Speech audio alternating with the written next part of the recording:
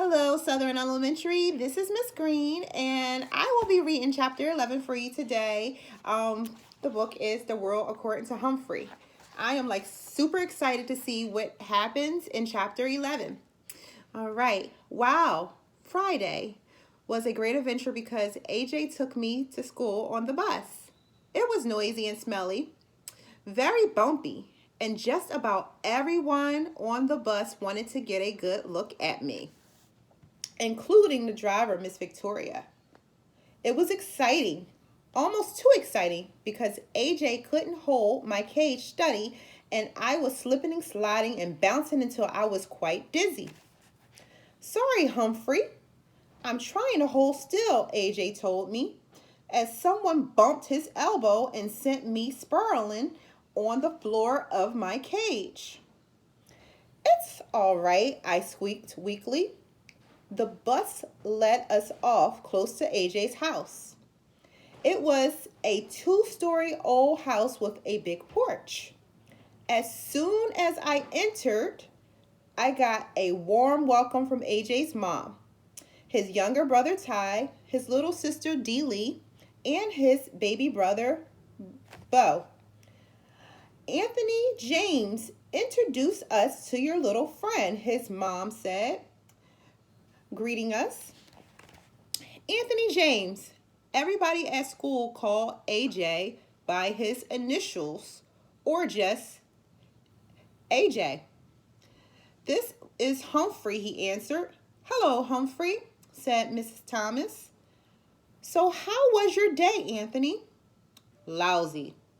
Garth kept shooting rubber bands at me. He won't leave me alone. But you two used to be friends, his mother said. Used to be, said AJ, until he turned into a jerk. Mom patted her son on the shoulder. Well, you've got a whole weekend to get over it.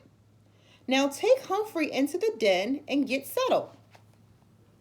Miss Brisbane called him Lower Your Voice AJ because AJ always talked extra loud in class. I soon noticed that everybody at AJ's house talked extra loud. They had to because in the background the TV was always blaring. Now every house I've been in so far has had a TV. Even Miss Mac had a TV. And I enjoyed some of the shows I'd seen with her. There's one channel that has nothing but the most frightening shows about wild animals attacking one another. I mean, wow, like tigers and bears and hippopotamus. Gee, I hope that's not on our vocabulary test in the near future. Those shows make me appreciate the protection of a nice cage, as long as the lock doesn't quite lock. There's another channel that only has people in funny looking clothes dancing and singing in very strange places. It makes me glad that I have a fur coat and don't have to figure out what to wear every day. Mostly I like the cartoon shows. Sometimes they have mice and rabbits and other interesting rodents, although I've never seen a hamster show yet. Anyway, the difference at the Thomas's house is that the television is on all the time. There's a TV on a table across from a big comfy couch and a big comfy chair, and someone's always sitting there watching. I know because they put my cage down on the floor next to the couch. I had a very good view of the TV. I couldn't always hear the TV though, because AJ's mother had a radio in the kitchen, which was blaring most of the time while she cooked or did crossword puzzles or talked on the phone. No matter what she did, the radio was always on. When AJ's dad came home from work, he plopped down on the couch and watched TV while he played with the baby.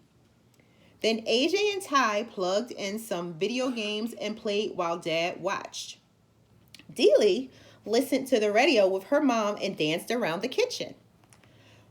When it was time for dinner, the whole family took plates and sat in the den so they could watch TV while they ate. Then they watched TV some more. They made popcorn and kept watching. Finally, the kids went to bed. The baby first, then Dee Lee, and later Ty and AJ.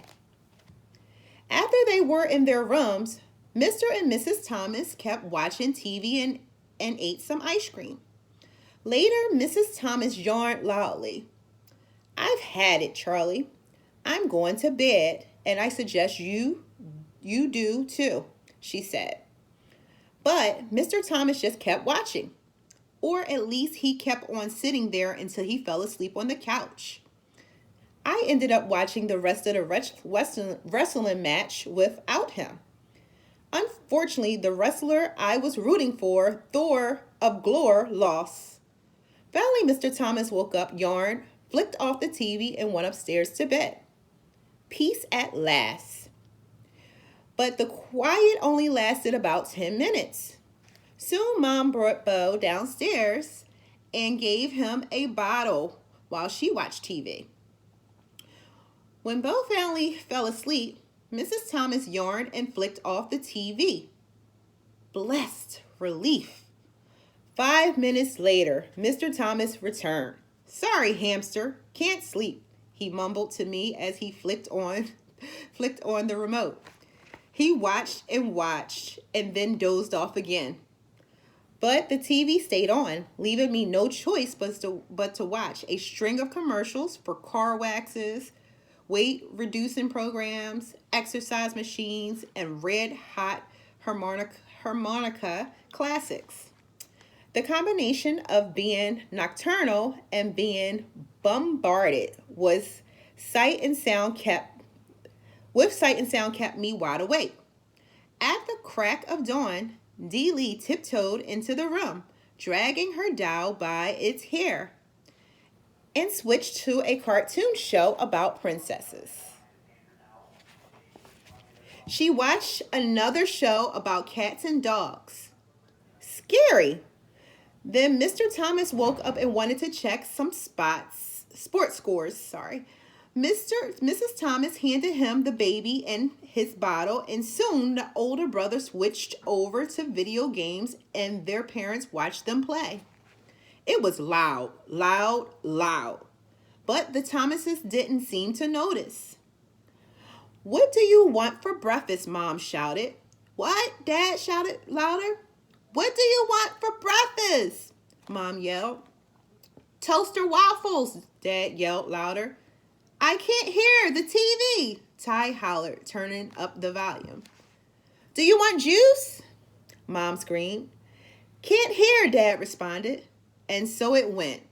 With each new question, the sound on the TV would be turned up higher and higher until it was positively deafening.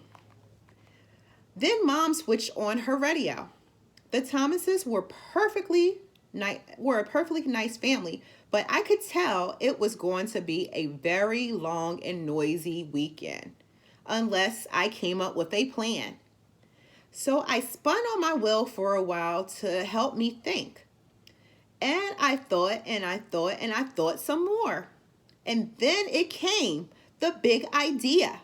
I probably would have to come up with it sooner if I could have heard myself think. Around noon, the Thomases were all watching the football game on TV. Or rather, Mr. Thomas was watching football game on TV, while AJ and Ty shouted questions at him. Miss Thomas was in the kitchen listening to the radio and talking on the phone. Dee Lee played peekaboo with the baby in the cozy chair. No one was watching me, so I carefully opened up the lock that doesn't lock on the cage and made a quick exit. Naturally, no one could hear me skittering across the floor as I made my way around outside of the room, over to the space behind the TV cabinet. Then, with great effort, I managed to pull out the plug. One of the most difficult feats of my life. The TV went solid, beautifully, blissfully, silently silent. So silent, I was afraid to move. I waited behind the cabinet, frozen. The Thomases stared at the TV screen as the picture slowly went dark. Ty, did you hit the remote? Mr. Thomas asked. No, it's under the table. Anthony, go turn that thing on again, Mr. Thomas said. AJ jumped up, hit the power button on the TV. Nothing happened. It's broken, he exclaimed. Mrs. Thomas rushed in from the kitchen. What happened? Mr. Thomas explained that the TV had gone off, and they discussed how old it was, 5 years. Whether it had a guarantee, no one knew. And if Mr. Thomas could fix it, he couldn't. Everything was fine, and it went off just like that. I guess we'd better take it to get it fixed, Mr. Thomas said. How long would it take? Dealey asked in a whimpering voice. I don't know, her dad replied. How much will it cost? Mrs. Thomas asked. Oh yeah, her husband said, I forgot. We are a little low on funds right now. The baby began to cry. I thought the rest of the family might start crying too. Well, I get paid next Friday, Dad said. AJ jumped up and waved his hands. That's a whole week away. I'm going to Grandma's house. Her TV works, said Ty. Me too, Dealey chimed in. Grandma's got her bridge club coming over there tonight, Mom said. I know, said Dad. Let's go to the movies. Do you know how much it costs to go to a movie?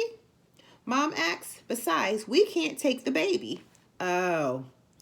They whined and bickered for quite a while.